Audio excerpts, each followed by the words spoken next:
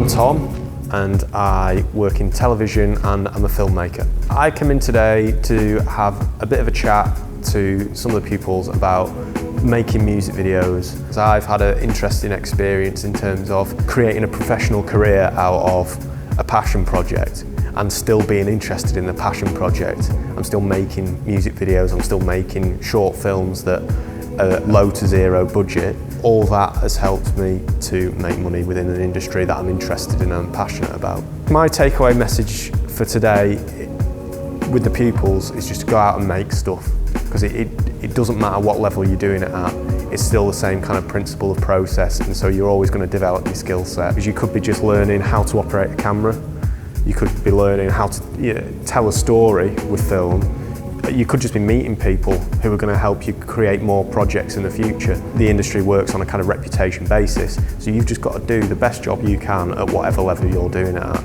because if you're good on that job, then you'll get hired to do the next job.